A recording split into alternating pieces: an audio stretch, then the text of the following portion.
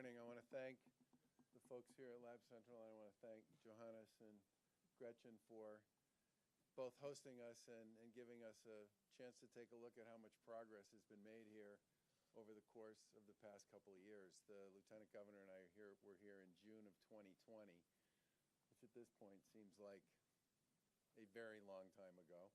And it's quite clear that a lot's happened and a lot's changed. And congratulations to all of you on that. We're here today to make an announcement about a new program that we developed to enhance both people's ability to get back to work and employers' ability to help people get back to work. We've made a lot of progress here in the Commonwealth over the course of the past couple of years in terms of getting people back to work. We have roughly 580,000 more people working today than we had 2 years ago here in Massachusetts. We still have about 200,000 people out of work, and we also have about 200,000 open jobs. And part of our goal here is to use ARPA resources that were appropriated by the legislature for workforce and job training to help employers and prospective employees find one another and kick each other's tires and get back to work. And I do want to thank the folks in the legislature for joining us, and Josh Cutler especially. It's a long way from the South Shore. Thanks for coming up, bud. And I think the most important thing I would say is that the past 2 years have been extremely difficult, disruptive, and in many ways demoralizing for a lot of people. And I'm hoping that this program and others like it that we'll be rolling out over the course of the next few months will help people find the tools and the possibilities and the opportunities that come with employment. And with that, I will turn it over to the Lieutenant Governor, who did a lot of work on this project. So good morning. It's great to be here, back here at LabCentral. It does look a lot different than when we were here in June of 2020. It's full of life and full of opportunity. I want to thank you, Johansen and Gretchen, for being here and inspiring us even further with what you do every single day. So as the governor said, we're trying to solve a problem for employers. Yes, before the pandemic, the talent development business is one that's essential to the future growth of our economy. But certainly through the pandemic, different and unique needs for employment developed, and we're trying to solve that today. And the Hire Now program meets these immediate issues around apprenticeship and early college and all of the career pathways that we have underway in the Commonwealth. Those will continue. This is about meeting the need today. Hire Now. Go online today if you're an employer, pre-register, and we'll get some of these great workers here in our Commonwealth into your workplaces so we can continue to be successful here in our Commonwealth. So with that, I'll now turn it over to Secretary Acosta. Thank you, Lieutenant Governor, Governor Johannes, thank you for having us here.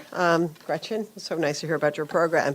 So different times deserve different solutions, right? And that's what the Hire Now program is about.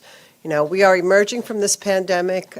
We are emerging steadily and strongly as a Commonwealth. And there are a lot of programs that we have currently that work and work very well, and they're training pipelines that are a little bit longer to get people into the skill set they need for these open jobs.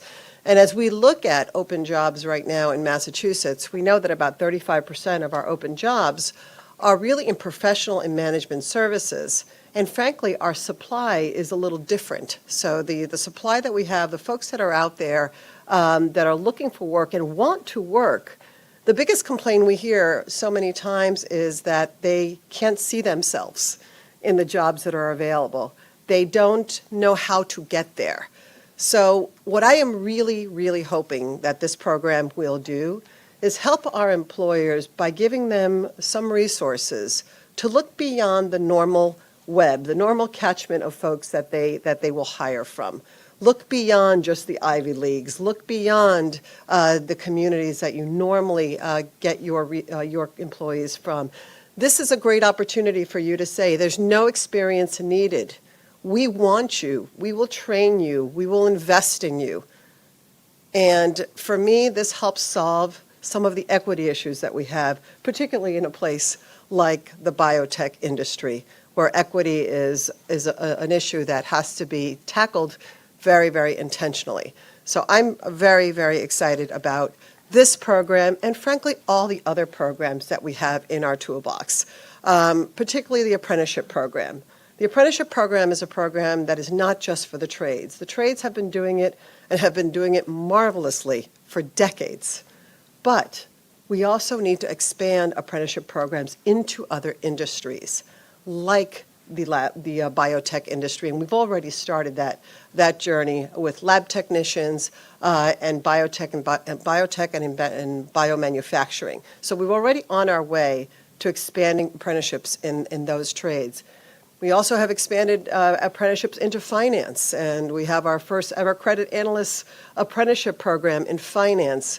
We're doing these things because we know that people can't afford to just go to school and not work. They need to earn they need to earn their money while they learn, and then they become, guess what, a real loyal employee to you. So I'm very bullish, as everybody knows that ever talks to me. The first thing I say is apprenticeships, and I just said that to my friends at Boston Boat Works, that we need to make sure that we're expanding this opportunity. Great things don't happen without great teams, and I just want to recognize my Undersecretary, Jen James, for all the work that she's done to kick this program off, as well as Christine Abrams, our President of Commonwealth Corporation. I want to thank Senator Jalen, Rep. Cutler. They're our chairs of the Labor and Workforce Committee for being partners with us in all we do here in workforce. The program that the Lieutenant Governor talked about that really is the emergence of the Hire Now is the workforce training program. Workforce training program has been around for over 2 decades. Unfortunately, most employers don't know about it. And it's been around for a long time. We give out about $25 million in grants every single year for the workforce training program, and every single employer is qualified that contributes to the unemployment system. Now, our nonprofits haven't in the past, but that's where Hire Now comes in, and now with Hire Now, you're eligible for this new grant. Today, we're also announcing that we have over $10 million in workforce training fund programs that have been awarded to train over 5,700 employees from 95 mass employers. Since the beginning of the administration, the Workforce Training Fund has awarded more than $146 million to train more than 113,000 workers from over 4,200 Massachusetts businesses. And that's demonstrated the impact that that's having with our job seekers and our employers is palpable. Lastly, as part of our regional workforce development strategy, I want to mention that our local mass hire workforce boards are also expanding. We know that when you add all of these resources into a system, you need to build your capacity. You need to make sure that there are people there to greet all of you now that will be coming and talking to us about the Hire Now grant. So each region is hiring what we call a market maker. And these market makers, their job is to make sure that they're reaching out to businesses, that they are connecting training programs with businesses and job seekers, and so that they have the knowledge, and we advocate for these grants. Because again, myself coming from the private sector, I didn't know so many of these grants existed. The market makers, their job is to go out there, be proactive, and tell people that these are available grants to them. So I just want to thank all of you for being here. I want to thank our employers for being here. I want to thank our teams, our legislature. We could not have done this without you. I'm very excited about this program, and I really think that it's going to make a difference, especially, again, getting people connected into the workforce that have been traditionally unconnected to the jobs that are available in high-demand industries today. So thank you very much, and with that, I turn it over to Gretchen. Oh, no, Johannes. Sorry. Thank you, Secretary Acosta and Governor Baker and Lieutenant Governor for coming to us again for this important announcement. And we'll hear a few remarks in a few minutes from Gretchen how this program can be actually very helpful for our efforts. But I know that we have some guests here who may not be as familiar with LabCentral as you all are, as regular guests here now. So what do we do at LabCentral? We help scientists create companies. We help academic professors, students, smart people develop products that help you and I, when we're ill, that help treat patients as drugs, as medical devices. We've done that starting about 10 years ago, and we're very proud of the impact that we can now see this institution making on the life sciences sector in Massachusetts and on patients' lives specifically. We keep track of our impact. It's important because we got some funding from the state of Massachusetts through the Mass Life Sciences Center grant that helped us launch this. So we owe them a faithful reporting of our progress. And I asked our team, especially Lindsay Crockett, Wave, who does all the work, and Mike Lorette, who is helping with that, to give us a preview of the impact that we've had. And so this is a sneak preview for all of you. We'll issue that report probably next week. There are TV cameras. It's not a sneak preview. Now, you all make that possible, right? So LabCentral is currently home to 91 startup companies, and we've graduated over 150 companies since we started. In 2021, these companies raised a total of $6.03 billion with a B here in Massachusetts in venture capital, in grants, in other funds. Some of them went public. $6 billion in 2021 alone. That's a total number, aggregate number of about 17 billion since we started. Of the early stage funding that goes into startups nationwide, if you think about seed funding and Series A funding, a full 20% of the national early stage funding in biotech goes into LabCentral started companies. Patients treated in clinical trials. Currently, we have 26 of our companies running clinical trials. That is for a total number of 71 active clinical trials. In 2021, 5,067 patients were enrolled in these clinical trials. 5,000 patients treated with new drugs that were developed and invented here. In total, over 6,200 patients have been treated in trials for drugs that were invented here. And last not least, because we're talking about job creation programs, that's one of our big outcome measures as well. In 2021, LabCentral, ourselves and our companies helped create on-ramps for young people into the biotech industry, and we have an internship program that hosted 33 interns at LabCentral in 2021. In the last year, our companies created a total of 1,500 new jobs. 1,500 new jobs created in Massachusetts by our current companies and alumni. I'm especially proud of that number because when we applied for the funding from the MLSC 10 years ago, we said we're going to create approximately 1,200 jobs over 10 years. So now we've done a little bit better than that. Those job numbers are a good segue over to Gretchen Cook-Anderson, who leads our LabCentral Ignite initiative. That's a special program that we launched last year to create on-ramps for underrepresented minorities and other groups that are not as visible in the biotech industry. We have a big disconnect in Boston of our population in Boston and the people who work in our industry. At the same time, we have many companies who scramble to find new employees. So we created LabCentral Ignite, now led by Gretchen, to help with that. Give us a few comments on that. Thank you, Johannes. Good morning, everyone. Thanks to Governor Baker, Lieutenant Governor Polito, Christine Abrams, and your teams and others who've contributed to the launching of Hire Now.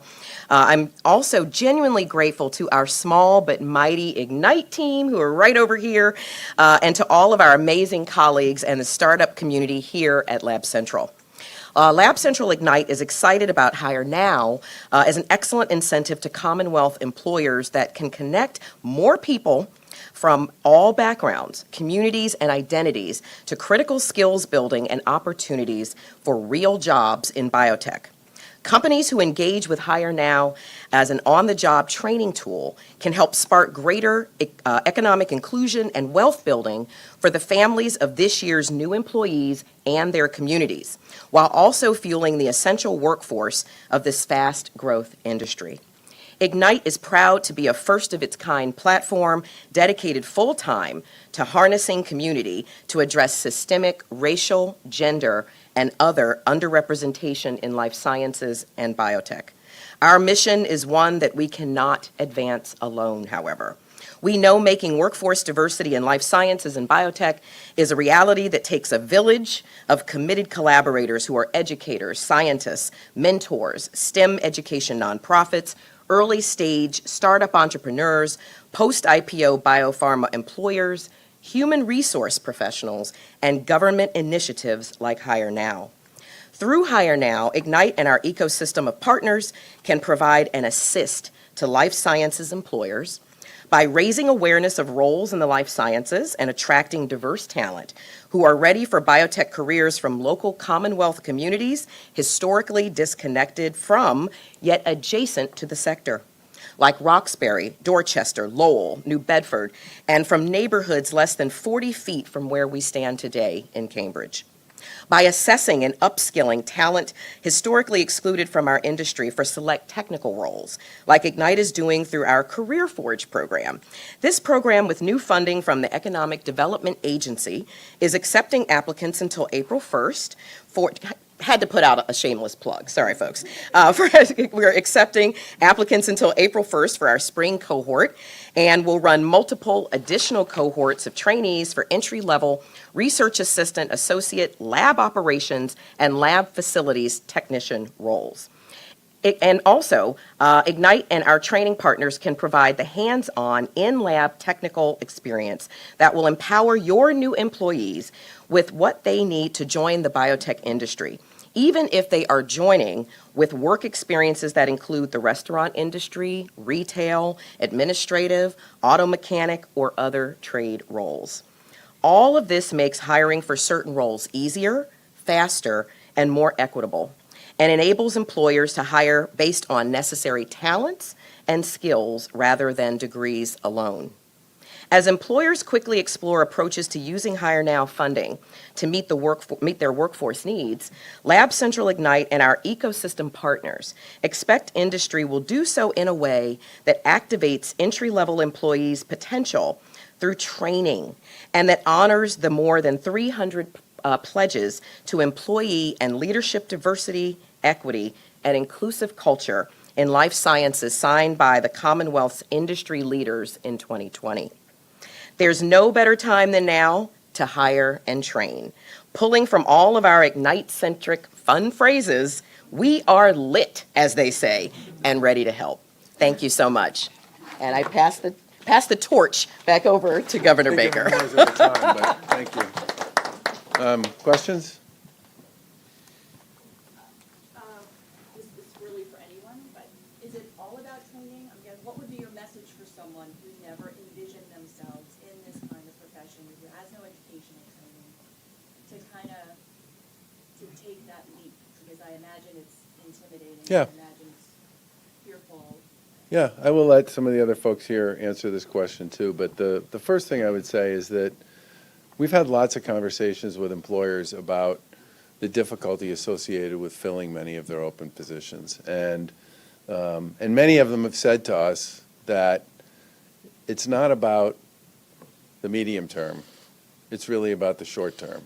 How can we figure out a way, given how tight times are generally, to bring people on and give them the time and the attention that they need to skill to the point where we don't need to watch over them anymore, where they can just go do what needs to be done. And so this idea of creating what I would call a Kickstarter fund, that's kind of how I think about it, will give employers an opportunity to, as several of the speakers said, go outside their traditional circles to find people who they might not normally bring in the door and go for it. And I think in many ways that there will be a lot of employers we've talked to who already have thoughts and ideas about how to attract people into that opportunity. Now, one of the things about this program is, the Lieutenant Governor talked about this, is it's also available to nonprofits. We have a lot of nonprofits in Massachusetts that employ a ton of people, and they have many of the same open position issues that a lot of the for-profits have. And I've talked to, and nonprofits, generally speaking, don't have a lot of margin.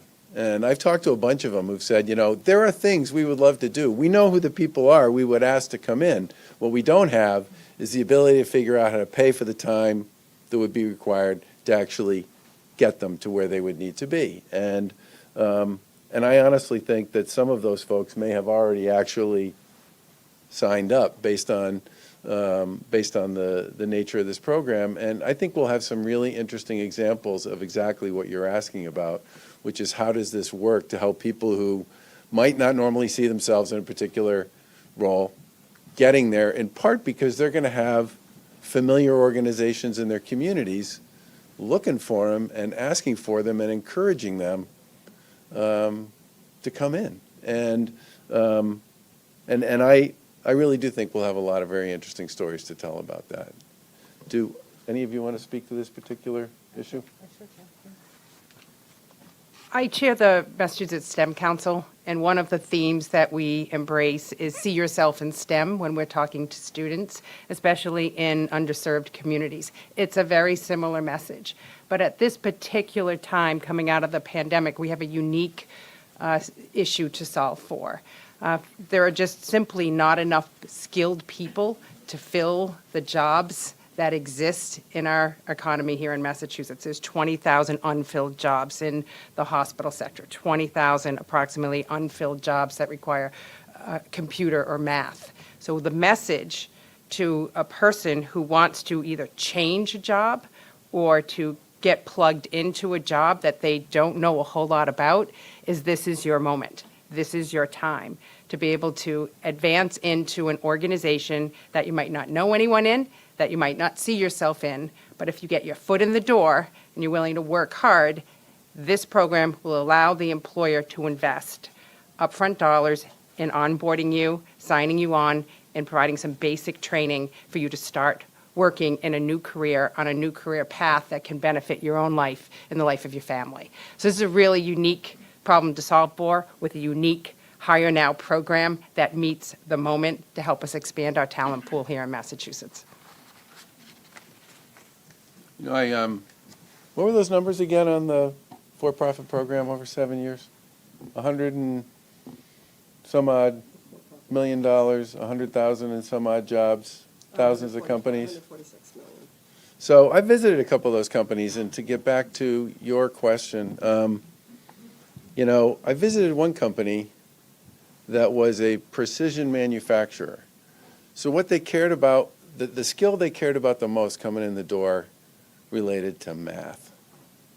And so, but they were operating in an area where there were a lot of people who didn't speak English. What they did with the money associated with that program was they brought a bunch of people in, tested them to figure out where they were on math, which isn't necessarily a language issue per se, figured out what they needed to do with respect to the math piece, and then spent most of the resource helping them with English. And you'd walk around and you'd talk to these folks, and many of them said point blank, I never saw myself, this company's been in my backyard for a really long time. I never thought I'd be working here. And I'm loving it. And that, especially in the nonprofit space, which also has, in many cases, a front door, a value set, and a reputation in many communities across the Commonwealth that makes them a lot more appealing to many of the folks who would be looking for an opportunity to do something meaningful. Other questions? Anybody else on topic? Okay. What can you tell us about the Heinz Convention Center? Are you planning to sell it, and why? So several years ago, before the pandemic, sometimes that feels like a very long time ago, we proposed to the legislature, we made a proposal to the legislature with respect to the Heinz. The convention business there was very thin to begin with. It's obviously a lot thinner now.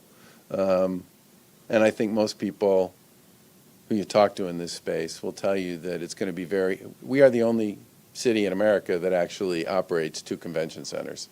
And most people believe that on a go-forward basis, particularly given our focus on what I think of as business tourism, we're not Miami, we're not warm and sunny, although it's pretty nice out today. But most of the tourism traffic we get is so-called business tourism, and it's people holding conferences on issues that have to do with either new developments in particular industry sectors. And as we think about coming out of the pandemic, one of the biggest challenges Boston and every other community in Massachusetts has, especially those that have downtowns that were about business and were about people coming into those downtowns, buying coffee, shopping, eating, being part of those neighborhoods as part of their day. People need to start thinking a little differently about that. And I talked a bit about this at my chamber speech yesterday. We put hundreds of millions of dollars in both housing money and downtown reimagination and development money into our original ARPA proposal to the legislature, because we do believe that the nature of work, where people work, how they work, when they're there, those things are changing, and they're not going to go back to the way they were. And we are all going to have to think about what that means about how we create foot traffic, how we create vitality, how we create vibrancy in downtowns. And right now we have a big empty space. It's millions and millions of square feet, and not much goes on there. And it's in a part of the city that is very quiet. And I think one of the things we would like to engage the legislature on is how to make that space active and vibrant, and what that looks like. And there's a lot of different ways you can get from here to there on it. But I think you're likely to see us file an economic development bill, and probably an ARPA piece as well, that's going to have significant resources proposed to help communities deal with their downtowns, significant resources to help people deal with the massive housing issues we have here in the Commonwealth, and along with that, potentially some thoughts on how to think about a reuse of that site.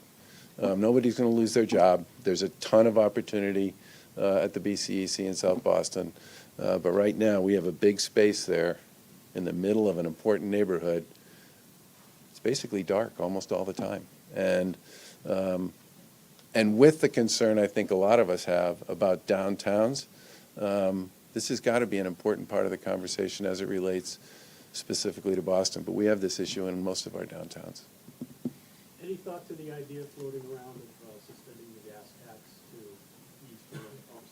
Well, I know that the proposals that are before the legislature today involve what I would describe as ways to provide relief to drivers here in the Commonwealth. I think those are interesting ideas. I hope they get a fair hearing there. We also have a series of proposals we've made to reduce the cost of living here in Massachusetts for seniors, for renters, for low-income people, and for others. And I really do hope, given the enormous performance that the people in Massachusetts have put forth over the course of the past 2 or 3 years, where we do have significant surplus revenue, and where people are dealing in many ways with rapid cost increases, not just in gas, but in rent and a whole bunch of other things. The value of their property. If you're a senior, value of your house or your condo has gone like this. Your tax rate as a result of that has gone like that. One of the tax proposals we made was to give them relief as well. I think all of these deserve a fair hearing. Governor, Moderna is seeking an emergency authorization for kids under 6. Yep. What are your thoughts on that, and how will the states roll out the vaccination for those kids? The first thing I'd say about vaccinations generally is if you haven't gotten vaccinated, you should. The data at this point is overwhelming that those who are vaccinated are far less likely to get sick, but much more importantly, far less likely to get really sick when it comes to COVID than people who aren't vaccinated.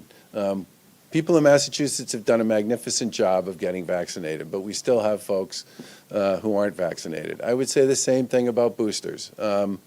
We've probably delivered more boosters per capita than practically any other state in the country, given our size. But because so many of our people got vaccinated in the first place, fully vaccinated, 40% or so of the people who got fully vaccinated haven't gotten boosted. They should.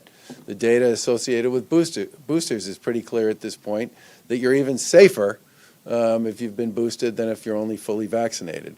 We also have very high vaccination rate for kids between the ages of 5 and 18 relative to most other states. And we've said many times, we will go to any school district anywhere in Massachusetts that wants us to provide vaccination opportunities for kids and faculty or parents if they're looking for them, if they just call. With respect to this one, the kids under the age of 5, I would just say that I think it's very important that get what I would describe as a clear hearing from the FDA. When you get into kids that are that young, there's a lot of concern among parents about what that might mean. I think it's going to be really important for the process around that review to be very transparent, very data-driven, and very thorough. Last question, Governor, regarding the outdoor dining fees in the North End and why. Do you guys have any easy questions you want to ask me? Jeez. Yeah, I think it's a hard one. We worked with the legislature to develop what ultimately became the largest small business, and I mean small business, pandemic relief program in the country. Companies that in many cases were too small to be big enough to participate in the federal Paycheck Protection Program. And that was a $700 million program. It provided grants to about 15,000 businesses, the vast majority of which were street front businesses, hospitality, restaurants. And I can't tell you, given how tough things have been, especially for those kinds of businesses, what that grant program meant to them. It basically kept them alive and got them through some of the darkest and toughest days associated with COVID. That program worked well enough that the legislature appropriated additional funds for additional organizations to participate in this through the Mass Growth Capital Corporation when they did their second round of ARPA funding in December. So we believe that space has had an enormous challenge over the course of the past couple of years. It's also one of the reasons why we created our Shared Streets program, which was a program that was designed to make it possible for communities to access state funding to do what they needed to do to create outdoor spaces, mostly outdoor dining, but people also used it for bike paths and a variety of other things when the weather's nice out. We are very focused, as is the legislature, on this whole issue of how do you help Main Street businesses for whom the past 2 years have been enormously difficult to stay in business and to thrive under very difficult and different, in many cases, circumstances. At the same time, there are many issues when you create these types of opportunities that affect the rest of the quality of life in the neighborhoods in which these businesses operate, which is exactly what we're seeing happen in the North End in Boston. And I would argue that that's a real challenging issue to work your way through. I think the Restaurant Association is meeting today with the city to talk about this. It's obviously an important local issue for both sides. I think it's important that everybody's voice on this be heard, the residents, the restaurants, and the other folks in the community. And if there are ways that we at the state level can help with this type of thing, I'm sitting here looking at the folks from the legislature here. We've done things to try to make it easier for communities to find solutions to some of these outdoor activity events in neighborhoods that historically didn't have a lot of that kind of stuff going on. But I think it's really important that we recognize and understand that, we have a whole slew of Main Street and street front businesses who've had a really rough couple of years here. And we've done a lot of things to try to help them work their way through it. that does have to be balanced against some of the issues associated with the people who live in the neighborhoods. We've done a bunch of things to try to help with that. If there are other things we can do to help, we'd be happy to do that. Is the North End the only one, the only neighborhood? There are a lot of neighborhoods where these kinds of conversations, they've taken place in Cambridge. I mean, I know some places in Cambridge where they've had these kind of debates. Thanks, everyone.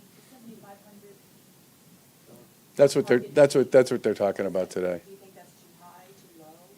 I don't know enough about the details to speak to that. I'm glad they're meeting. I think that's really important. And as I said, we have put significant resources into helping communities do the work associated with outdoor dining and other outdoor activities in their downtowns. And we also put significant resources into helping an industry that got absolutely smashed by the pandemic. I totally get. And again, if there are things we can do to help make this work, we're all ears. Thank you. Thanks. And thanks again to LabCentral. Thank you. Thank you. I really enjoyed these remarks. Thanks for coming, John. Thank you very much for hosting us again. Thank you. So,